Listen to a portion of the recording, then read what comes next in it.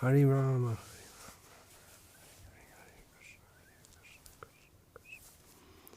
Hare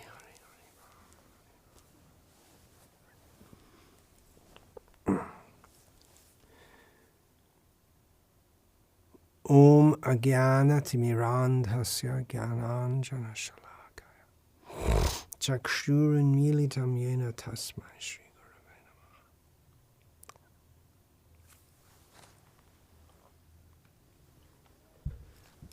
Nama Shrishtam Manumapi Shachiputramatra Swarupam Rupam Tasyagrajam Urupurim Maturim Goshtavartim Radha Kundam Girivaramaho Radhika Madhavasham Prapto Yasya Pratita Kripaya Shri Gurum Tamnatos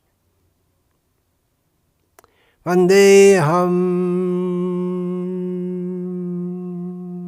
Shri Guru Shri Ataf Padakamalam Shri Gurun Vaishnavangscha Shri Rupam Sagrajatam Sagarna Raghunatan Vitam Tam Sajivam Sadvaitam Savadhutam Parijana Sahitam Krishna Chaitanya Devam Shri Radha Krishna Pada Sahagarna Lalita Shri Vishakhan Vitamscha Hare Krishna Krishna Krishna Hare Rama, Rama Rama, Hare Hare. Just before Sri Ram Navami, which is celebrated this year in just 3 days' time from now, we're more eager to hear and chant about Lord Sri Ramachandra, the Supreme Personality of Godhead. It's natural.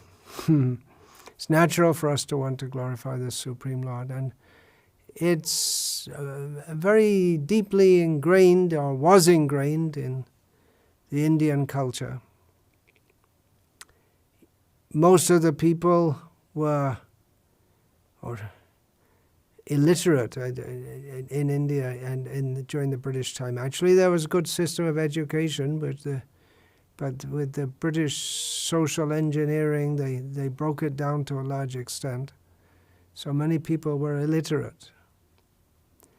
But in North India, the influence of the Ramcharitmanas, which in North India they refer to that as Ramayana, although actually Ramayana means Valmiki, the version in Sanskrit by Valmiki. Ramcharitmanas is in Avadi, which nowadays would be considered a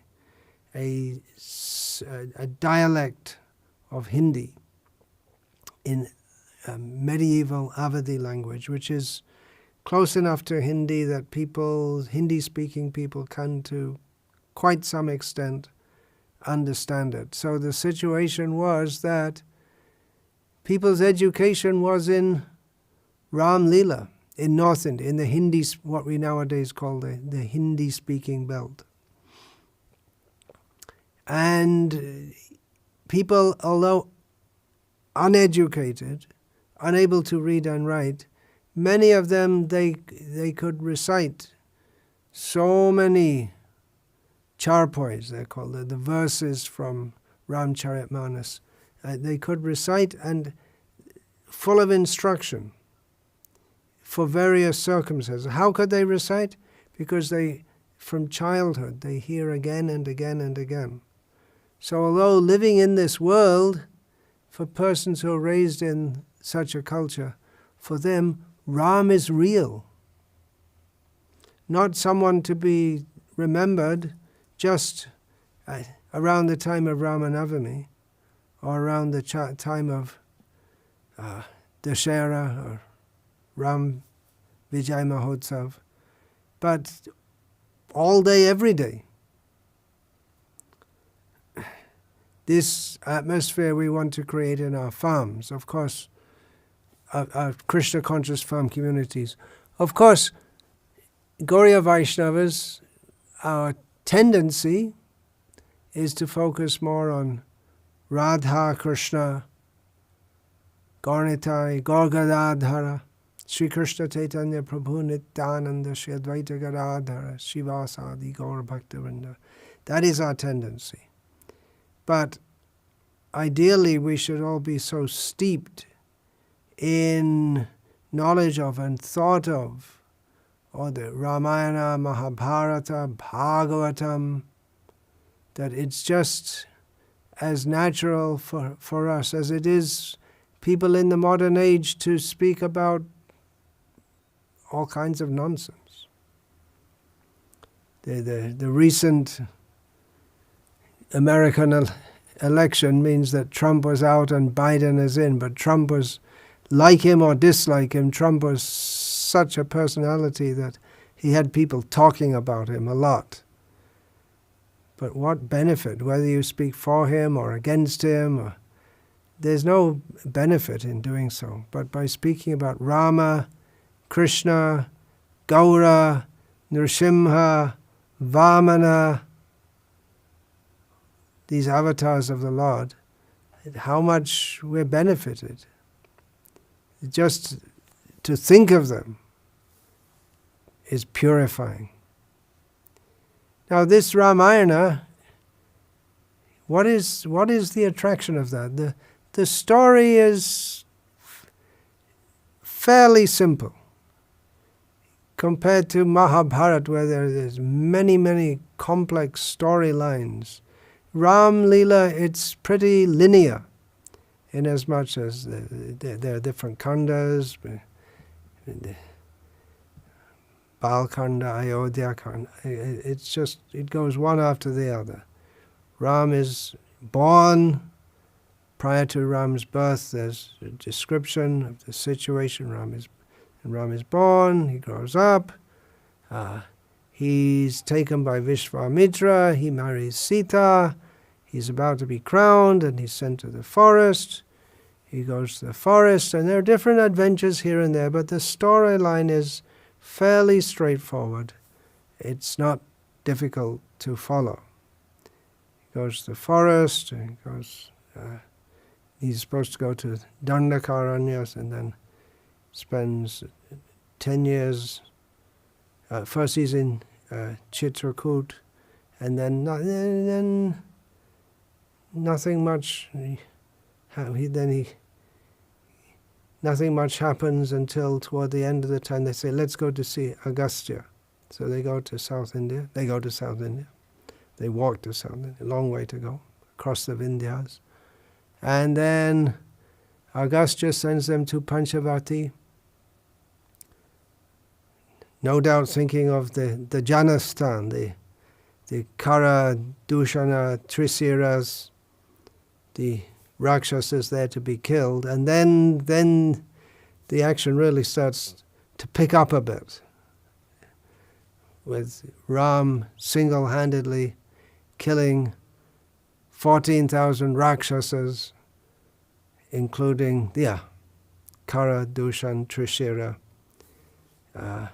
and then Shurpanaka's, that's all related. Shurpanaka's disfigurement, and then she goes back to Lanka, she complains to Ravana, Ravana gets Maricha to take the form of a deer, and there's lots of instruction. Even when Maricha, when he's instructing Ravana, he speaks a lot of praise of Rama, praise of Sita. It's backhanded praise, you could say, because he doesn't like Rama or Sita. And there's some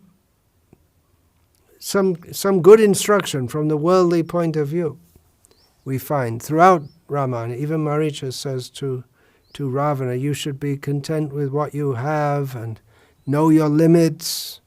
And then the story unfolds. The deer is, the ruse works, and then Sita is kidnapped, and then Ram is in distress looking for Sita, and they team up with the Vanaras, the monkeys, and the story goes on. Eventually they find Sita, they go to Lanka, there's a big battle, they kill Ravana, and they go back to Ayodhya. And the story, that's pretty much it, although we have the Uttarakhanda, which fills in all different missing bits and pieces here and there. So it's a fairly straightforward story.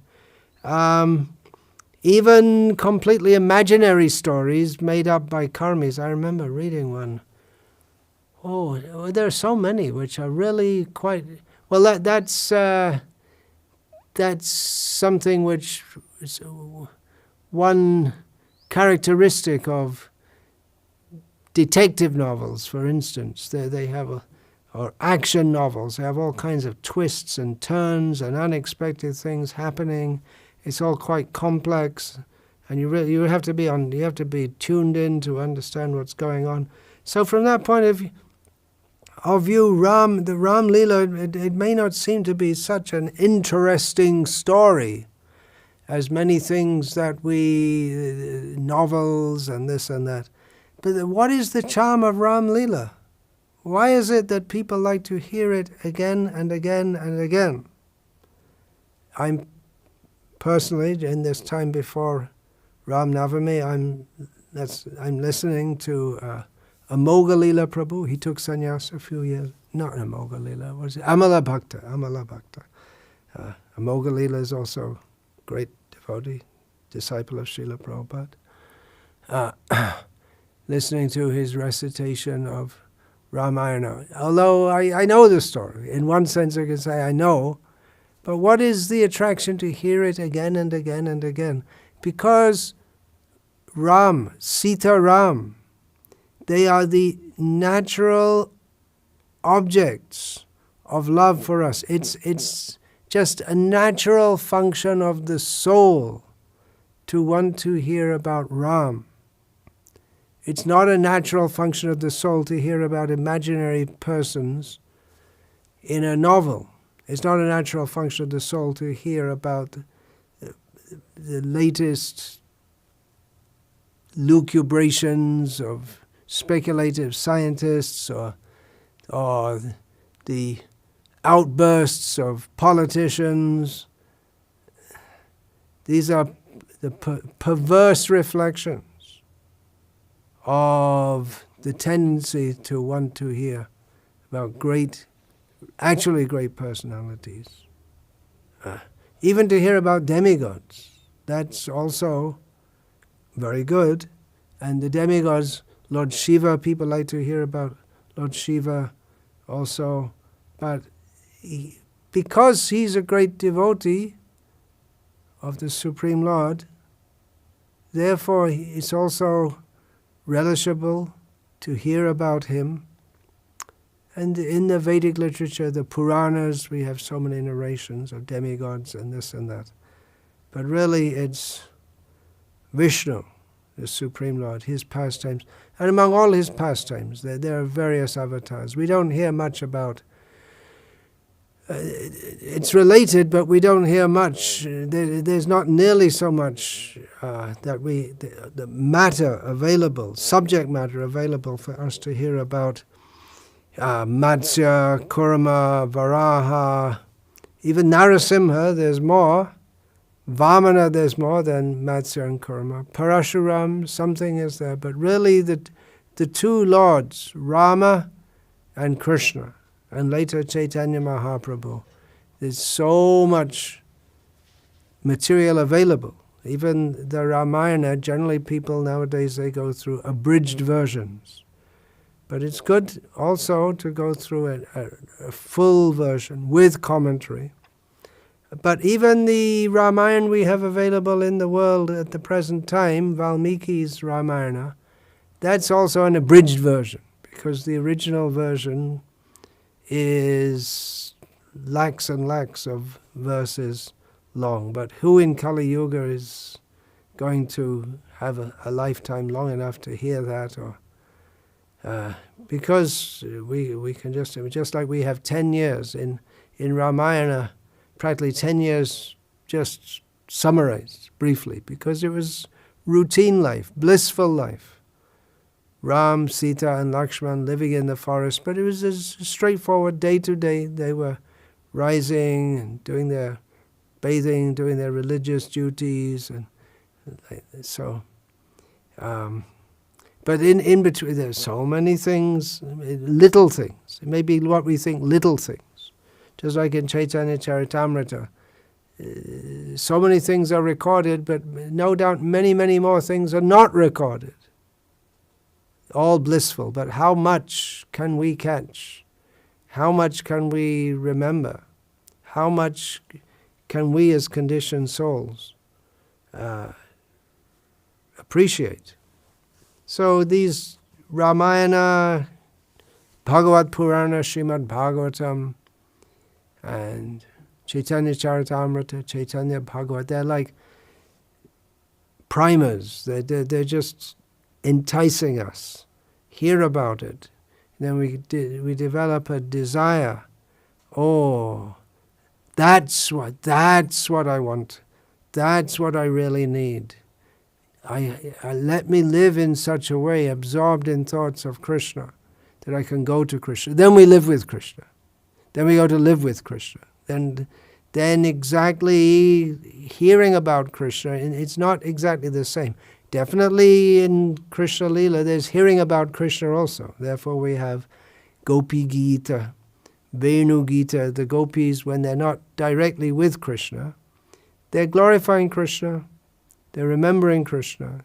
They're reciting the pastimes of Krishna. So that's there also. But the details, so many little details, we have to be there and live and see and participate. And even we may not see everything, but then that will be discussed among the gopis. Krishna, little baby, is playing. Oh, did you hear about what Krishna did? Not everyone may see it, but they'll discuss among themselves. The ladies gossip. In the village women, they gossip. Well, in Vrindavan, the gossip is gossip about Krishna. So that's higher than the big philosophical discussions of the Upanishads. The village ladies are talking about Krishna going in someone's house and pinching a baby and making him cry. Higher than discussions of the Upanishads. When we go through all the Upanishads, go beyond, and then we'll gossip about baby Krishna, a little bit grown up, pinching someone else's baby and making him cry. So what is it? What is the attraction of Ramayana? Now we're concentrating on Ramayana. It's Ram, Sita Ram, the personality of Ram, the personality of Sita, the personality of Lakshman, Bharat, Shatrughna, Dasharath, Kaushalya, Sumitra. It's all very attractive. What about Kaikeyi? Not very attractive. Doesn't seem to be very attractive. But Ram would never allow anyone to, especially Lakshman was really critical of her, but Ram would never allow. Even Bharat was very critical, his own mother. He would never allow anyone to criticize. So natural love for Ram, and why is there natural love? Because of his qualities. He's naturally lovable. Love means there's some reciprocation. There's one party wants to benefit the other, according to their situation. Ram, as the king, wants to benefit the citizens by protecting them, by making all arrangements for them to live peacefully and happily. And the citizens, they want to reciprocate with the king by glorifying him, by paying their taxes duly. But it's more than just an economic arrangement. Even in a kingdom, if there's a good king, People love him. And just a few years ago, the king in Thailand, he died. Now, he was a constitutional monarch. But I was living in Thailand for some time. People loved him because in their eyes, he embodied all that was best about Thai culture, or they felt he's overseeing and protecting us, although actually he wasn't, because it's only a constitutional monarchy, but that feeling is there. Just as a little aside here, the kings in Thailand, they all bear the name Rama, pronounced in Thai, which is, you wouldn't recognize it, but it's Rama, Palam, and then the Palam, Sri Rama. And then the old capital of Thailand is Ayutthaya. The city is still there. It's named after Ayodhya. And very prominent in traditional Thai culture is Ram Kang Heng, which is the Thai version of the Ramayana.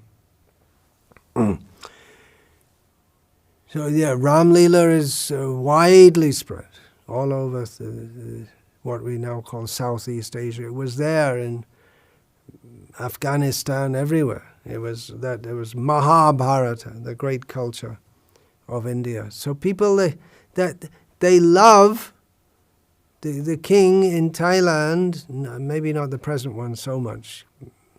I don't want to get into that why, but because they see the quality, what they expect in the ideal king, and then hearing about the ideal king, Rama, and how the citizens, they loved him and he loved the citizens. It's not just doing one's duty. Rama, he is Maryada Purushottam. He comes to establish dharma, what is proper etiquette, what is proper behavior, how to live in this world properly. He insisted on going to the forest to fulfill the order of his father. Aryavachasa yadagad aranyam, as stated in Bhagavatam. On the order of his father, he went to the forest.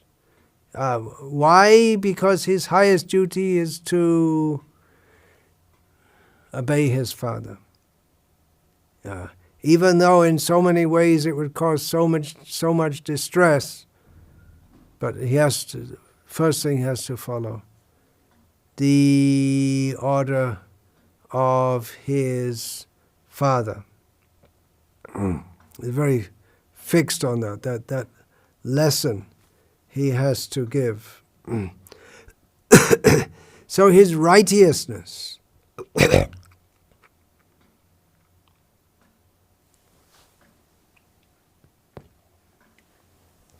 his adherence to dharma, taking the role of a human, showing the behavior of an ideal human in the Kshatriya role, that all benefit comes by adhering to dharma. And everyone in their position, according to their position, we should adhere to dharma. Even in the Uttarakhand of Ramayana, there's one of those narrations which get people wondering what's going on. There are a few of them. Why did Rama banish Sita? Why did he allow her to? Why did he not accept her when after killing Ravana and made her go into the fire? And then later when she was pregnant, why did he reject her? And then, although there's no question of Ram actually rejecting Sita. And then another one is the Shudra who was performing austerities, and Ram killed him because he's a Shudra. He's not supposed to perform austerities. That's for Brahmanas and maybe Kshatriyas who have retired from city life, from ruling, but not for Shudras. And Ram killed him because it was upsetting the whole dharma. Nowadays people are very concerned about upsetting the balance of the ecosystem, but there's the dharma system If there's just like the ecosystem, the air is polluted by so much toxic fumes being discharged into it, and as a result everything becomes imbalanced. The biochemical imbalance, which results in hormonal and genetic changes, and species become extinct or threatened, and so many considerations. So in the same way, if dharma is not followed properly, if someone doesn't follow it properly, it can upset the whole balance. And it upsets one person's misdeed, can upset for the whole society, for everyone. So the king has to uphold dharma. That is his duty, even by punishing, if necessary, even by severely punishing, if necessary, those who transgress dharma. This is the stern duty of the kshatriyas. And stern duty of the kshatriya has to set such an example that even he banishes Sita, just to set the example. So why did he kill the Shudra? Because the Shudra, he wasn't qualified for performing those austerities. Physically he was able to do so, but he didn't have the proper mentality in doing so. And so Rama, he did that. So many of these things are very difficult to understand for people raised in our contemporary, supposedly egalitarian society, which there are many misconceptions. Basically, people do not know what the purpose of life is or how to attain it. We should understand this. From Ramayana, ideal life, we can learn. And what's the basis of that? We can learn from Bhagavad Gita. We should follow Ram's example. We worship Krishna, who is superficially, or actually you could say, a thief, a liar, a cheat, a rake. We worship Krishna.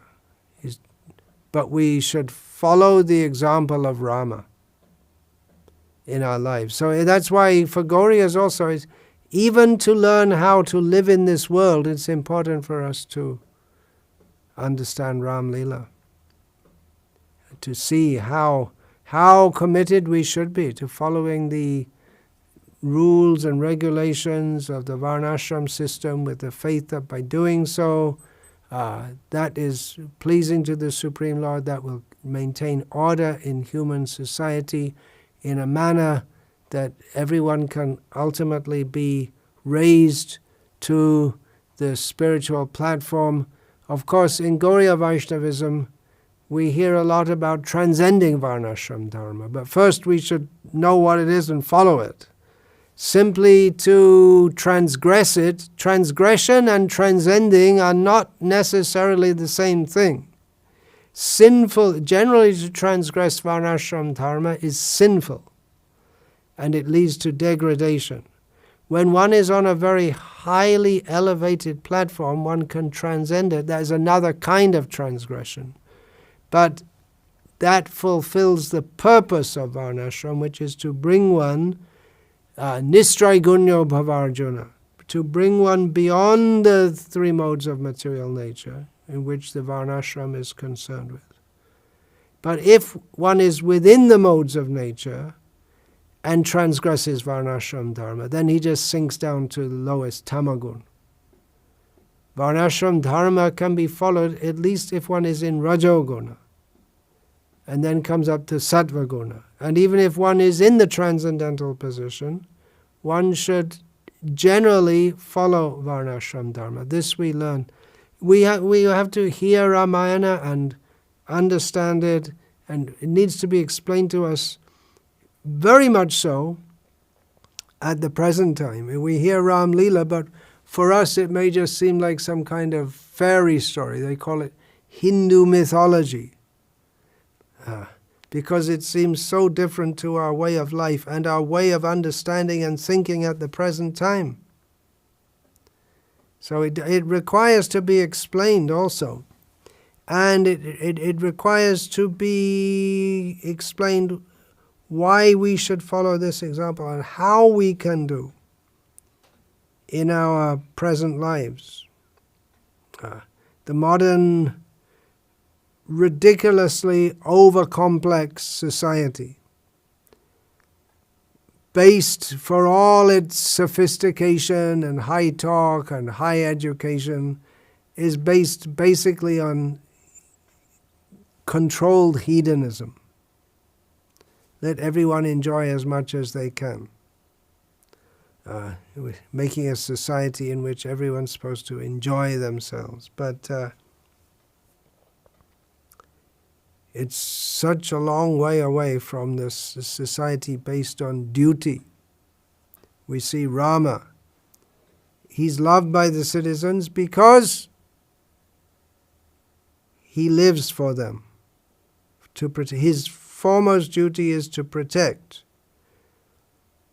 the cows, the brahmanas, the women, the children, old men. That is his old people. Women.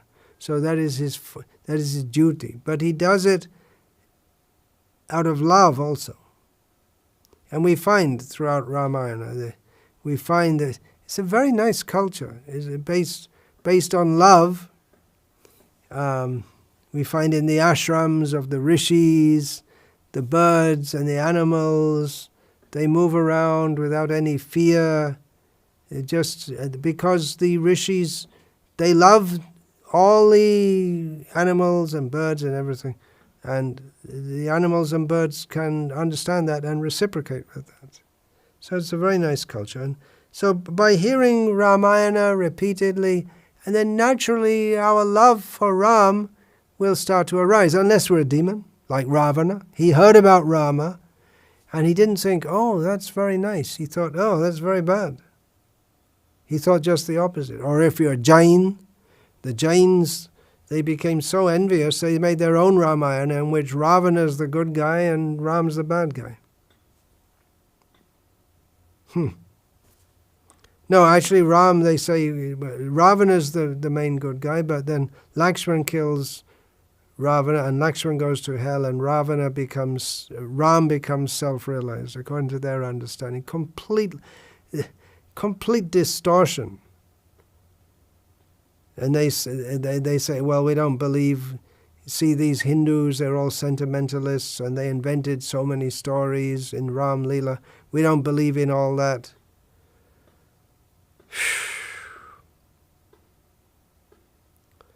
It's a perverse attraction. They're attracted to Ram, but at the same time, they want to denigrate him. They can't. That's the point. They're living in India, where there's everywhere Rama, everywhere people. And naturally, people think of Rama, but they can't avoid Ram, so they just make their own version and twist it all. Nasty.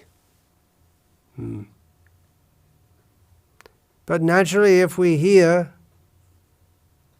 Valmiki Ramayana, that is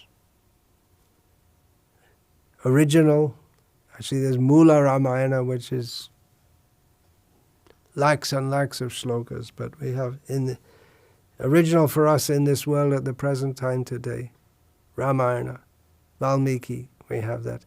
And then we have regional editions also. Here I'm in Tamil Nadu, so we have Kamban Ramayana and Ramcharitmanas, Kritivas Ramayana in different languages, Oriya, Telugu. It's been retold with embellishments and refurbishments by the writers, but they're all devotees, whether Tulsidas or Kritivas or Kamban, they're devotees, and they may have their divine vision also, and naturally by hearing the people, they develop love, whether you're hearing in Tamil or Telugu, or naturally love for Lord Rama will arise. And that's what life is all about. Love, bhakti. Bhakti means love for the Supreme Lord and His love for us. That love, Rama loves Hanuman. He loves Lakshman. He embraces Hanuman. Why does he embrace Hanuman? Because Hanuman has brought news of Sita. He embraces. Why? Because he loves Sita. So this is the most ideal love. Sita and Rama. Most ideal. Sita, Ram, Radha Krishna, Rukmini Krishna, Lakshmi Narayana. Most ideal love. The paragon, the exemplar of love. That if we're going to talk about love, then what is the highest love? Sita Ram. Rama loves Sita. Sita loves Ram. She goes to the forest with him. She cannot stay behind. How can she live without him? But then how can others also live without him? We hear in Gauriya teachings, that's the special contribution of Chaitanya Mahaprabhu to emphasize the feelings of separation of the inhabitants of Vrindavan when Krishna leaves Vrindavan, or even when he's in Vrindavan and they can't be with him, or even sometimes when they're with him but they're so much in anxiety they think they're not with him. This is really very high level. The love for Krishna in separation. And actually chronologically we find even in the Alvars of South India that feeling is there also, that's expressed in the what is that? Nalaya Devya Prabandham. So they're expressing that I couldn't get him, I couldn't see him, I'm crying, I want to reach him. That feeling was expressed by Chaitanya Mahaprabhu. Of course, it's not exactly a chronological development because Chaitanya Mahaprabhu is eternal, although chronologically he comes after the Alvars of South India. But that those feelings expressed in great intensity, and even Chaitanya Mahaprabhu invites everyone to come and join in these pastimes. So we hear, especially in the Gauriya teachings about love in separation, but definitely it was there in Ayodhya. We hear so much about Ram and Sita and Lakshman in the forest. But what was Bharat thinking when he was back just outside Ayodhya in Nandagram? And then what about all the inhabitants of Ayodhya when Bharat came back to Ayodhya after he was called urgently back, after Ram had gone to the forest and Dasharath had passed away? And he immediately saw there's something wrong with the city. Why are people not moving around happily? Why does everything look, everyone, you don't hardly see anyone, everything looks sad. Ayodhya means all happiness, especially after Ram was born. He understood there's something wrong. What's wrong? Ram has gone to the forest. And they lived in separation for so many years in the forest. Not in the forest. They're in the city, but for them, it was Ayodhya had become a place of suffering. They only lived in hope Ram is coming back, but that wasn't sure also. They presumed he's after 14 years he's supposed to come back, but who knows what can happen in the forest at any time. Of course, it's not expected that Ram can be overcome by any calamity, but it wasn't known to the inhabitants of Ayodhya how powerful Ram was. He had killed Subahu, Tartaka, and shot Maricha. Whoo! All the way from North India, way out into the sea. As a boy he'd done that, but his great exploits as a fighter, this became apparent first of all when he killed the 14,000 Rakshasas in Janistan. That was his first really big military feat. But the people in Ayodhya, they didn't know anything about that. They didn't know he was coming back or not coming back, and because they think of him as a man, human.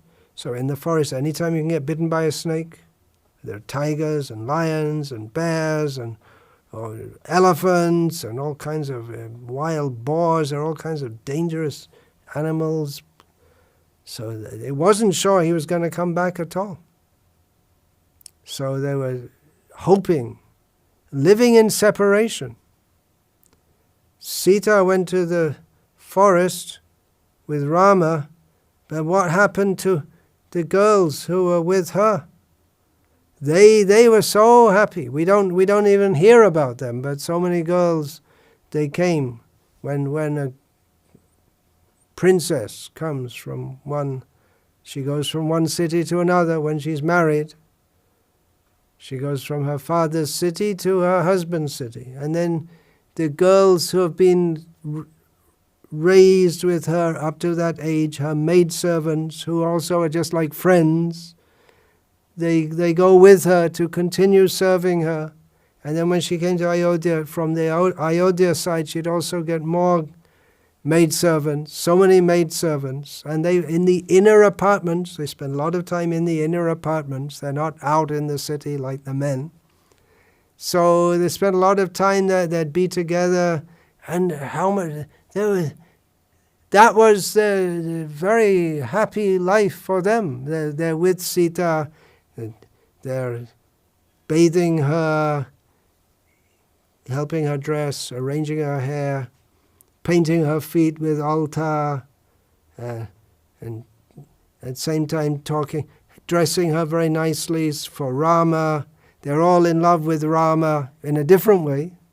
They're all in love with Rama, they're all in love with Sita, and the perfection of their life, they're living with this goddess, Sita Devi, and just making everything nice for her so she can be pleasing to Rama, assisting her in that. Very, very happy with it. All of a sudden she's gone. And what do? What is left for them to do? Their whole life is service to Sita. And they've nothing to do. Just lamentation. That's all. We don't even hear about this. But it's... What is that love that they have? Why? What is so special? Actually, the Ramayana, it's the story of Lord Rama, right? It's Ramayana. But actually, even in the Ramayana itself, we find it's a story.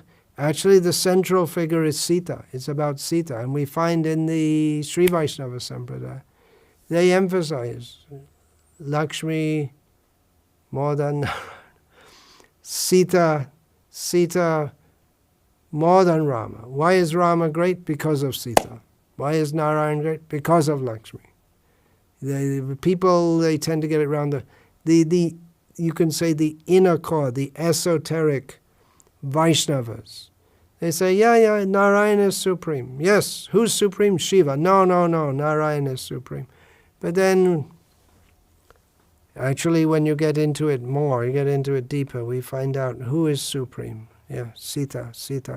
She must be. Otherwise, Rama becomes like a madman in separation from her. And she's also feeling distress. He's the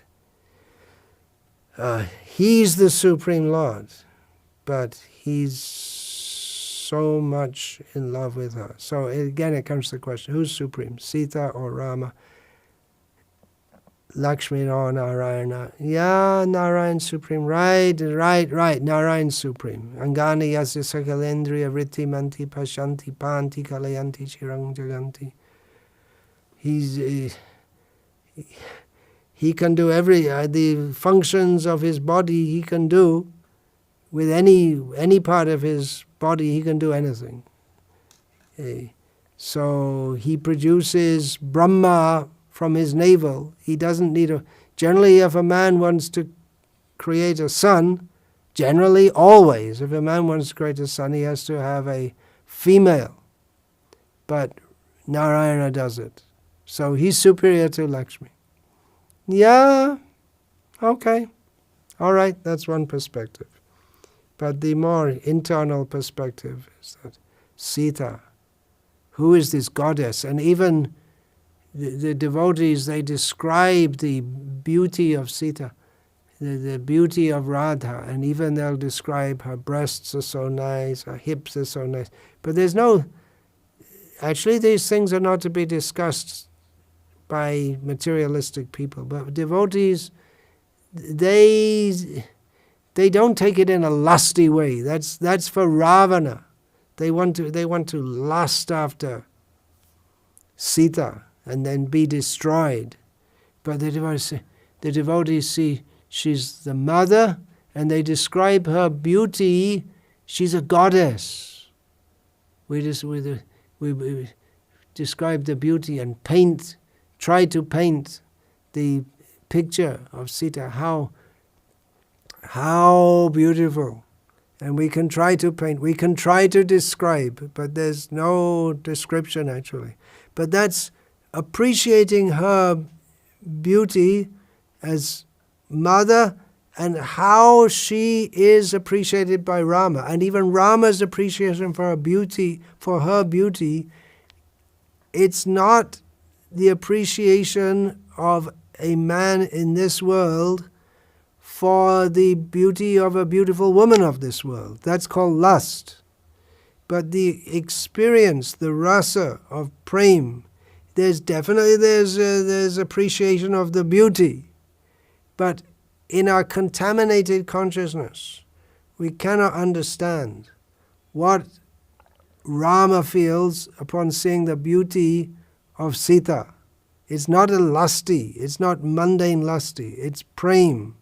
It's definitely there's appreciation, and these maidservants of Sita are making her, they're washing her and combing her hair, putting braids in her hair, all these things, to make her beautiful. She's already beautiful, but just to make her appearance just so nice that Rama will be so appreciative.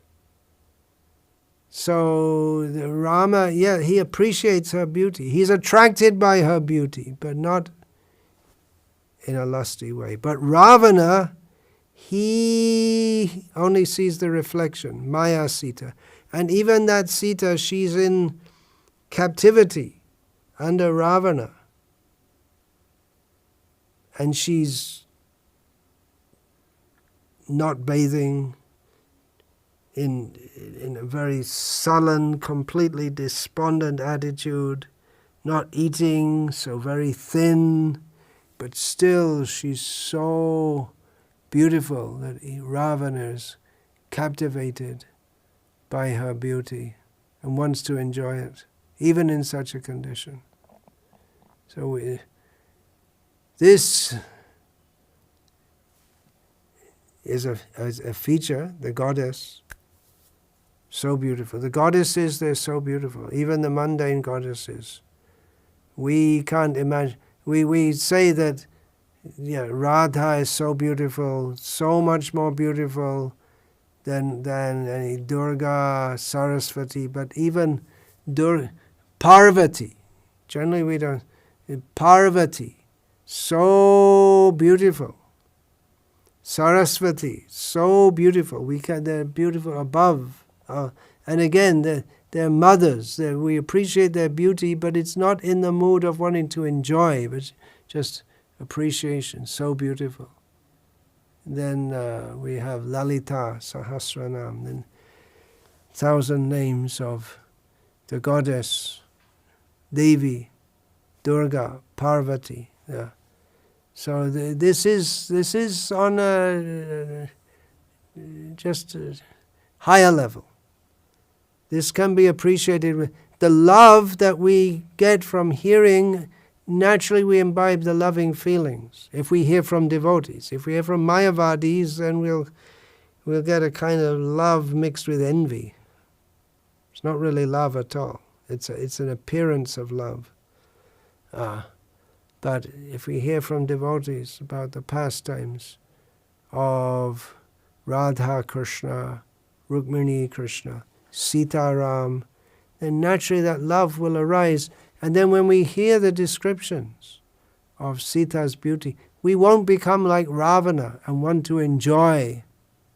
We'll just appreciate, so beautiful she is. That is for Ram to enjoy. Just like when Sita was delivered, then the Ravana was killed, the battle was over, and then the monkeys, they were there, Rama was there, Lakshmana was there, Vibhishana was there, and Sita came. And they all wanted to see Sita. Why did they want to see Sita? Generally, you don't. A cultured person doesn't look at someone else's wife, but they wanted to see, who is this? Who is this for whom Rama, who is the abode of all good qualities, of the power that can destroy all the universes and can create all the universes, who is this person for whom Rama is completely absorbed? Who is this person? What does she look like? What are her qualities? It's just that Rama, all of those, with the exception of Lakshman, whoever was with Rama fighting in Lanka, they were all new to Rama. They'd all met him recently, but immediately they were so attracted by his qualities that they were ready to give their life for him.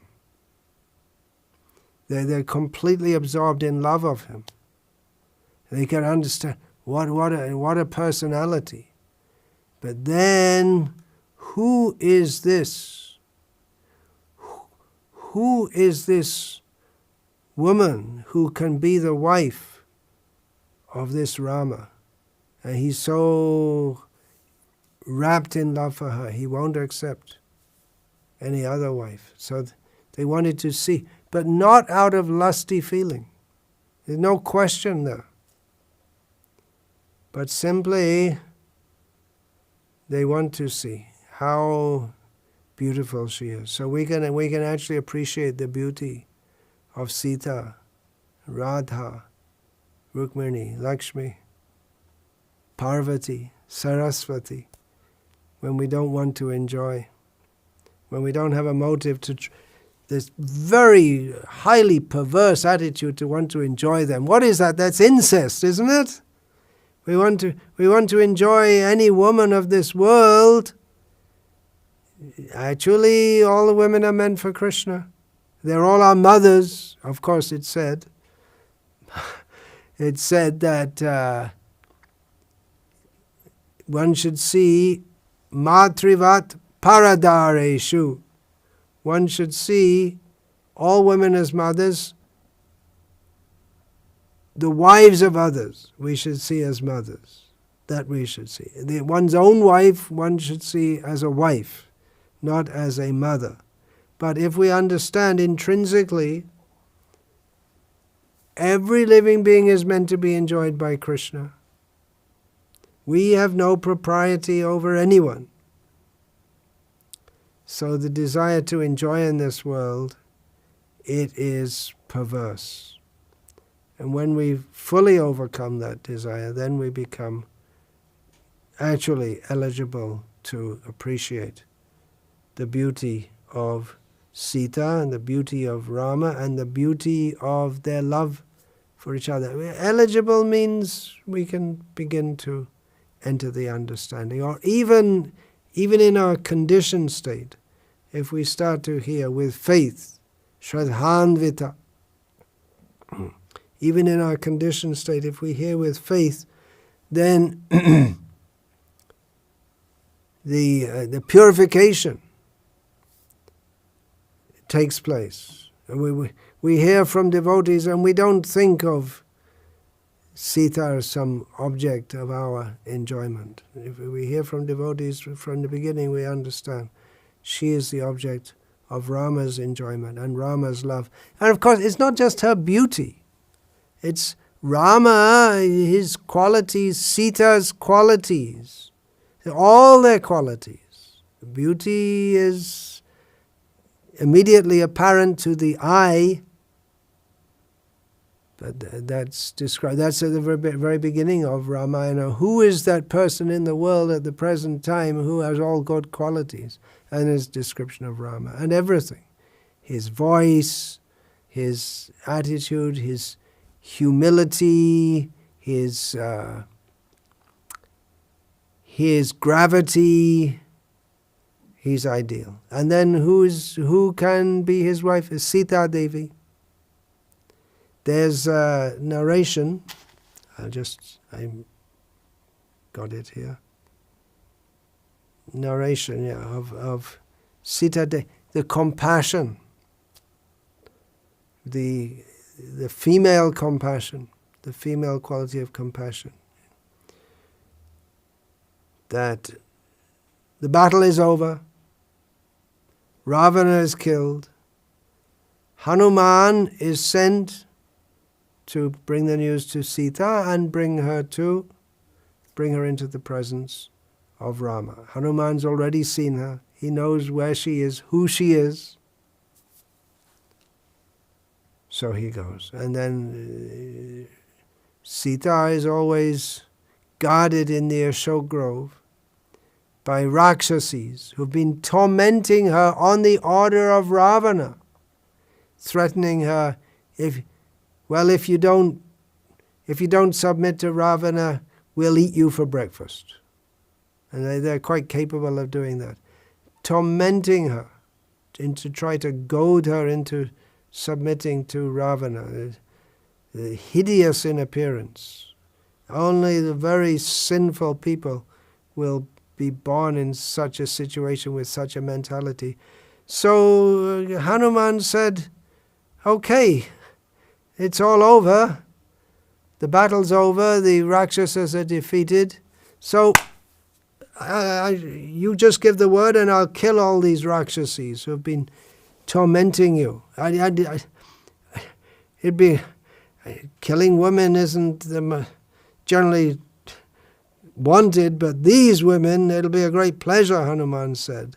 All the suffering that they've caused to you. You just give the word, I'll just finish them off now. And the Rakshasis, now it's their turn to be afraid. But Sita, she said, no, they're just simple, foolish servants who had to carry out the orders of the king. They're also following their dharma. They are following the orders of the king, what they did to me. And whatever I suffered was due to my past misdeeds. Sita never did any past misdeeds. But that's the quality of a great person. They think like that. And these Rakshasis, they just acted as instruments in the hands of destiny. She was saying, I had to suffer this. So they were just instrumental in this. And then she spoke, Hanuman, maybe you've heard, because maybe you've heard, these are the kind of things that people hear in Vedic culture. Maybe you heard these words that were spoken by a bear. Na para papam adate paresham papa karmanam samayo rakshitavyastu santas charitra bhushanaha. A great person never takes into account the offenses that are committed against him. Indeed, he vows that at all costs he will not return evil with evil.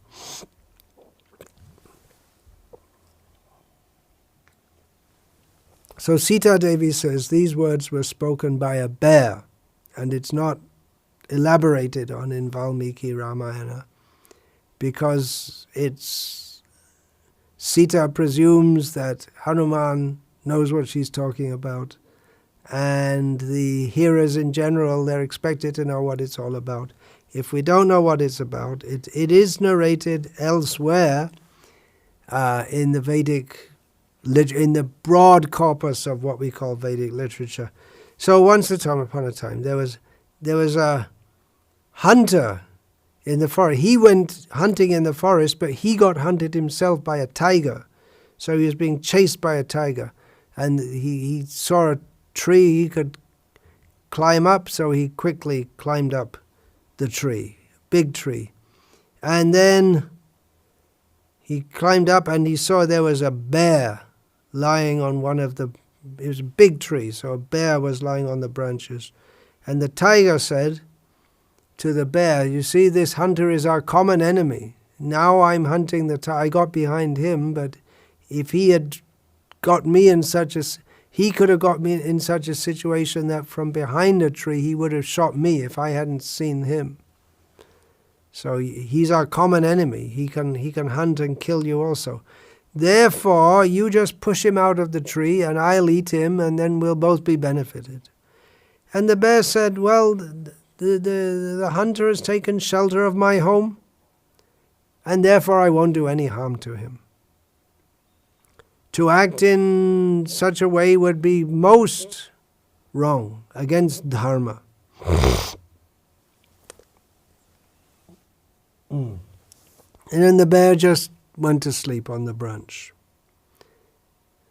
Just, okay, he's come to my home, so I'll protect him. Then the tiger said to the hunter, "Hey, look, the bear's asleep. You can just push the bear out of the tree so he can fall down, and then I'll kill and eat the bear, and then I won't be hungry to eat you. So then I won't harm you, I promise. In this way, you'll be benefited and I'll be benefited." The tiger first said to the bear, "Push out the hunter so I can get my meal. You'll be benefited and I'll be benefited." So again, he's saying to the hunter, "Now you push out the bear. You'll be benefited and I'll be benefited." So the hunter thought, yeah, that makes sense because, I'll be safe, right, from the tiger. So, okay, I'll push. So he pushed the bear while the bear was sleeping. But as the bear was falling out of the tree, he caught hold of a branch and saved himself. Then the tiger said to the bear, "Look, now you were so good to the hunter, but the hunter tried to kill you, so now you should retaliate by pushing him out of the tree. You don't know what he's going to do next. You push him out of the tree now." And though the tiger appealed again and again to the bear to do so, the bear said, "A great person never takes into account the sins of those who have offended him. Instead, at all costs, he keeps his vow to never return evil for evil, because he knows that good conduct is the ornament of saintly people. Santa Charitra Bhushanam." This story was told, well, it was alluded to by Sita Devi. And that, you see, her personality, she's so good. She's so good. And therefore we are it's a natural attraction. We may not, when we first hear Ramayana, we may think it was a nice story, which it is, interesting story, which it is. But as we hear again and again, we start to see more and more what is the love of Rama and Sita for each other, for all living beings. How Ram is the paragon of virtuousness, and just naturally, it's a natural relationship that we develop love for these divine personalities. And in this, because Ram comes to teach how to live in this world, then we should start to behave like that ourselves. It can be very hard in this Kali Yuga, especially. People are very hostile to each other.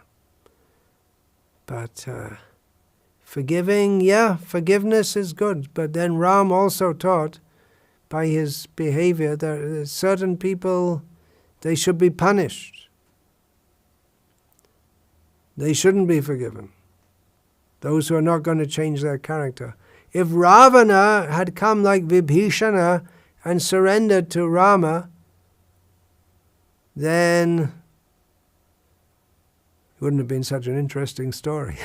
But Rama would have accepted him. But Ravana, his character was so bad. He wouldn't.